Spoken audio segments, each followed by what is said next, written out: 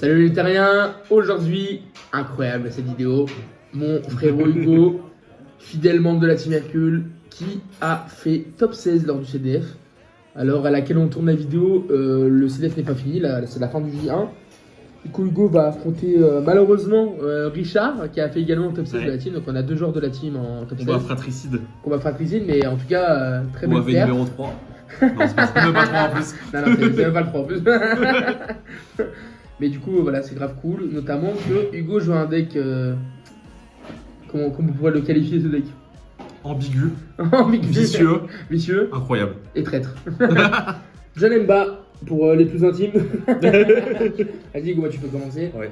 Donc, petit deck Janemba, où je suis venu avec ça parce que j'ai pas envie d'investir dans le jeu. C'est un très bon argument. Et c'est un deck que je connais bien et dans la méta, c'est pas trop mal.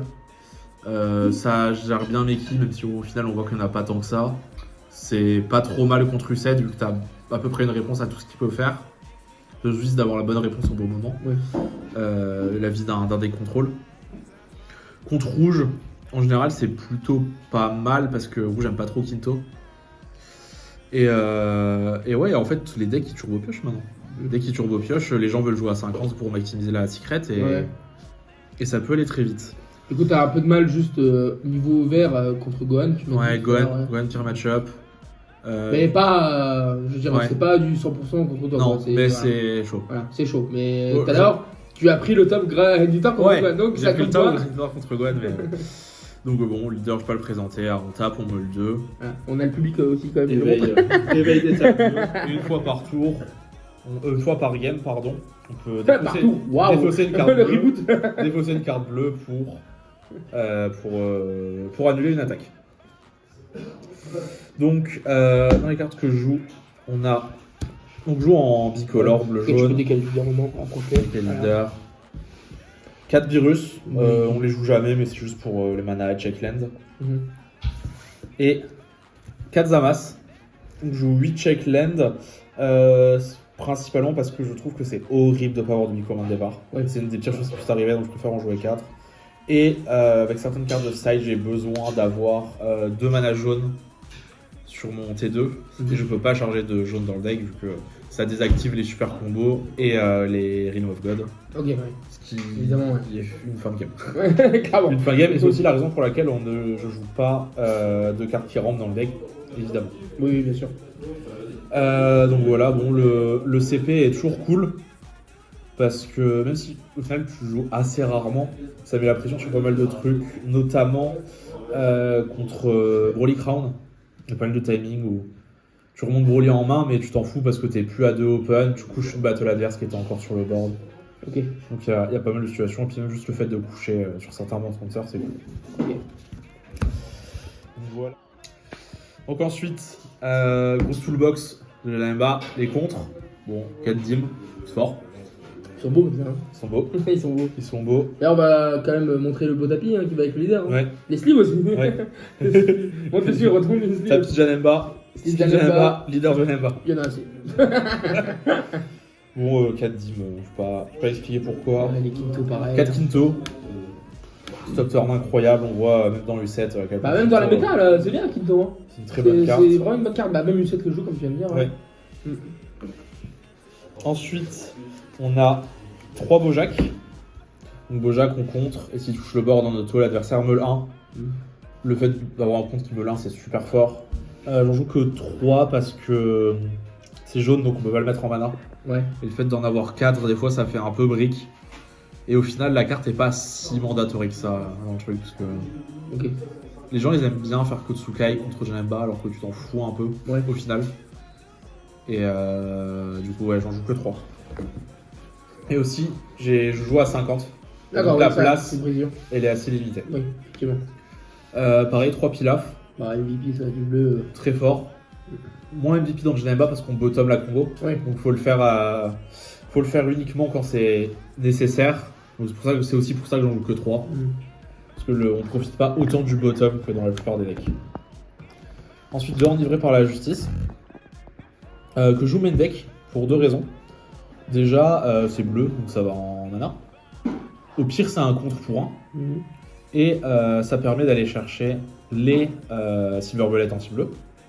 Mais surtout, on a une méta où il y a quand même relativement beaucoup de drop 1. Ouais. Et le deuxième effet, tu targetes un drop 1, il a le droit de le mettre dans les PV s'il veut, mais tu t'en fous. Et après, tu détapes un draw 1. En fait, c'est un compte gratuit. Ouais. C'est un compte gratuit contre Jiren. C'est un compte gratuit des fois contre Gohan. Ça peut être un compte gratuit, bon, c'est un peu plus rare, mais des fois contre Ruset s'il a joué un drop 1 et qu'il n'a pas combo avec. Donc, de temps en temps, c'est un compte gratuit.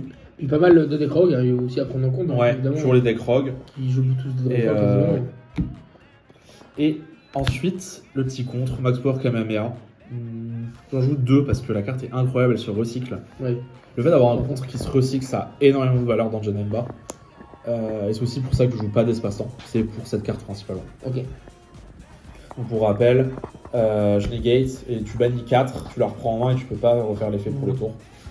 Et petit effet qui se cool, on peut, en active main, on peut warp une battle adverse qui a un coût supérieur ou égal aux énergies. Oui, ça peut être utile. Et supérieur ou supérieur égal, je crois. Non, c'est grey, c'est supérieur strict, pardon. C'est supérieur strict et dans certains match-ups où l'adversaire va contrer sur notre attaque leader, ça peut permettre d'aller gérer un gros drop sans faire Realm of God. Donc ensuite, on va rentrer dans la toolbox de combos. Bon, 4 super combos. Classico, Vegeta, pour la même raison que tous les autres decks bleus. 3 virus Realm of God. Donc pareil, très bonne carte, mais ça bottom deck, donc c'est moins fort dans le deuxième back dans les autres decks bleus. C'est pour ça que j'en joue 3. Et 3 celles qui vont un peu avec, qui font plus ou moins la même chose. Globalement, ça on a le bottom qui est intéressant de temps en temps. Et le fait qu'il soit bleu, donc que ce soit quelque chose qu'on peut mettre en mana. Et celle, mine de rien, ça fait une Z énergie. Et Janemba adore avoir plein de Z. Donc les celles sont quand même intéressants. C'est pour ça que j'ai choisi de faire 3-3. Hop. Et pour finir, bon, 4 Senzu. Pour la même raison que tous les autres decks bleus. Évidemment. Et que tous les decks qui n'ont pas de leader bleu et qui jouent bleu juste pour jouer cette carte. Ensuite, on a des petites unissons. On commence avec la deuxième secrète du deck. Oui, voilà, la secrète. Bout unisson. Super fort. Bah, pareil, le Manus 1 qui est moins fort que dans la plupart decks bleus parce que ça met sous le deck et des fois on n'a pas envie. Et là, c'est pas mal là contre certains match-ups en ce moment. Mais bon, unisson, ça touche les Z-Battle, elles vont pas sous le deck, les secrètes elles vont pas sous le deck. Il y a quand même pas mal de targets cool. Et juste le fait de droit à tous les tours, je n'aime pas, c'est trop fort. Contre 7, c'est bien aussi. Ouais. Ouais, c'est pas incroyable, mais c'est quand même cool. C'est quand même utile, c'est bien que t'aies l'arme là aussi. Et 3 unissons. Janemba. Outil de meule, très bon outil de meule. Souvent, on va le jouer à un moment dans la game et le tour où on le joue, pour le protéger, on va faire Quinto et full contré. Plus 0, on pioche tous les deux une carte et l'adversaire meule 1. Ça fait du moins 2 dans le deck adverse et ça nous rend fou un peu notre main. Le fait qu'on pioche tous les deux l'adversaire, c'est pas forcément dérangeant. Parce que souvent l'adversaire, dans tous les cas, son deck va piocher plus que le nôtre. Donc on veut réduire l'écart entre les deux. C'est toujours intéressant. Voilà pour les unissons. Ensuite, on a la petite toolbox qui fait plaisir. Le petit singe, on joue Quinto, du coup on joue des singes. De toute façon, nous on fait pas grand chose de notre tour. Donc les singes, c'est toujours intéressant. Et petit tips, ça m'arrive assez souvent de les combos en early. Souvent... si quand l'adversaire va taper avec 10 000 en early, surtout si c'est un deck aggro, j'aime bien combo pour gratter un PV. Mine de rien, parce que souvent ça fait que le tour d'après tu vas jouer la Z, il va aller en drop. Tu auras la flexibilité de le jouer quand on a besoin. Enfin, de faire l'effet de ban quand on a besoin. Et de Black Smoke. Black Smoke, c'est principalement pour la draw en réalité. Mais de temps en temps, on aime bien gérer les unissons. Ou gérer un truc à barrière qui est un peu relou contre certains decks rogue. Mais la plupart du temps, c'est de la draw. Et petit effet qui se coule, qui est plutôt agréable. Ça marche bien avec la secret. Ça fait une couleur en plus sur le terrain. C'est vrai. Secret du deck, du coup Vermilion. C'est probablement le seul choix logique dans Janemba. On pourrait jouer héroïne, mais je pense pas que ça soit une bonne idée. La plupart des bonnes sponsors sont des T8. dans le jeu. Et moi j'adore la faire en early parce que c'est trop fort de clean de board en early. Ouais. C'est tellement plus fort. Bah, Moi ça franchement, ralentit, tellement la tempo. franchement, T3 je trouve que c'est un des meilleurs moments pour faire la Bah, secret. en fait, tu ralentis tellement la tempo Ouais. et le mec il est obligé de repartir et toi, tu vas gratter des tours. En fait. Franchement, si t'arrives à faire ton tour droit sans perdre de carte en main grâce à ça, ou très peu, tour 4, tu vas être là, soit tu fais bouillisson plus éveil et t'es golden, Ouais. soit tu fais peut-être une unisson à 2 plus des quintos pour les protéger. On a pas mal de choses très très cool. Voilà pour le main deck. On va passer rapidement au side deck, au Z deck. Pardon. Donc je joue déjà 2 Z extra. Z extra bleu anniversary. J'ai beaucoup utilisé cette carte quand elle est sortie, pour être honnête. Et au final, elle est incroyable. Le fait de pouvoir stocker une énergie et l'utiliser plus tard, c'est très très fort. Le fait de bottom est cool, ça empêche beaucoup de choses.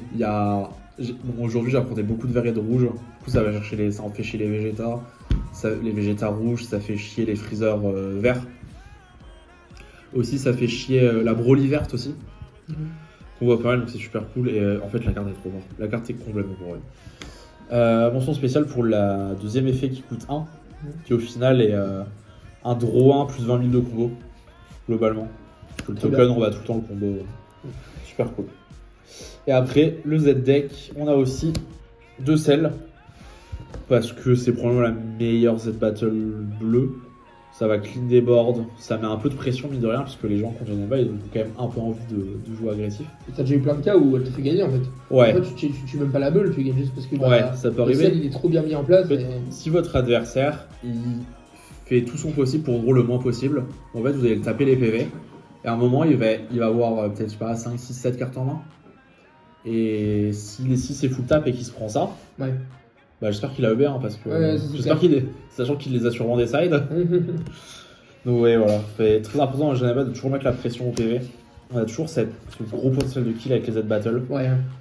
Et le fait de donner une condition dans le deck. Le fait de donner les cartes en main à l'adversaire est souvent pas un problème, parce que c'est très vite compensé avec le fait qu'il va être obligé de combo en défensif. Après, bien entendu, la plupart des games, c'est la meule, hein, évidemment. Mais... En fait, les games, tu gagnes à la meule, mais le fait de taper les PV, ça force l'adversaire à utiliser des ressources. Oui. Tu vois, un super combo défensif, c'est un super combo défensif. Ouais, c'est ça. C'est toujours cool. Après, enfin, 3 Z Battle que je joue quasiment jamais, je n'ai pas joué de la journée. Okay. Mais ça peut arriver d'être cool de temps en temps. Un Vegeta. Parce que des fois, je prends quasiment jamais le PV, mais des fois, on a vraiment une main de merde. Et notre seule solution, on va faire ça pour essayer de chercher un Quinto ou de la draw ou une Disson ou un truc. Pardon. Pas de soucis. On a un petit Vegeta jaune. Ouais, cool ça. Lui en fait, sur le papier il est cool, mais vu qu'il a pas d'efflect, ouais. c'est très dangereux de le jouer. Mais des fois, si ça peut aller chercher une battle adverse en fait. Ça KO un truc en ayant en barrière. Donc juste pour ça, des fois c'est cool. Ok, ouais. Mais c'est assez rare. Et on a Beerus, qui est assez utile dans certaines situations pour finir la game. Oui. Parce que des fois, l'adversaire il vous a all-in et il a plus de cartes en main. Par exemple, vous avez quand même à la survie que vous avez plus trop de cartes en main non plus. Bah lui, il met 3 attaques. Donc c'est vrai que ouais. Ça va. Oui, ça fait. Mais pareil, le problème c'est que sur le papier, la carte est trop bien parce qu'elle gère 3 cartes, 3 battles adverses. Sur plein de battles adverses, mais sur le deck quoi. C'est des decks qui ça va aller assez vite. Oui.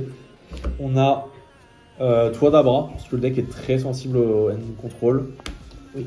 Je suis pas certain que ce soit le move parce que le seul vrai deck end control c'est Gohan. Et en fait, souvent Gohan, vu qu'il va vous défausser au hasard, c'est dur de faire 3 clés d'Abra. Et c'est assez souvent des cartes mortes en main. Donc si c'était à changer, peut-être j'en jouerais que 2. Là-dessus, ensuite on a Unison of Fury qui est incroyable dans la méta. J'en ai pas en main et je regrette presque parce que la carte est trop bien.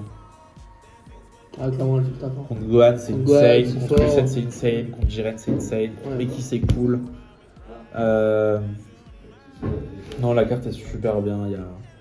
Contre Gogeta aussi c'est incroyable. Ouais. Enfin, la carte est. Ouais, la carte franchement est super forte. Très bonne dans le format. Pour continuer, on a 2 Mutaito. Mutaito qui est là principalement pour les mêmes raisons que ça.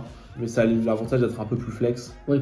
J'aime bien aussi les rentrées contre rouge, Ouais. parce que ça arrive souvent d'avoir en mid-game, en early mid-game, d'avoir 2 d'étapes, de se prendre un Brolicron et de faire Mutaito, comme ça on passe un et on couche une autre battle adverse. Ouais. Ça arrive de temps en temps. Je suis quand même content de la carte, mais c'est pas la carte la plus incroyable. Ok. Ensuite, on a le Poison Frost. Ça se rend contre les decks à golden couleur, principalement. Et aussi potentiellement U7, au cas où il joue la Secret. J'ai vu quasiment aucune decklist qui joue Secret U7. Mhm.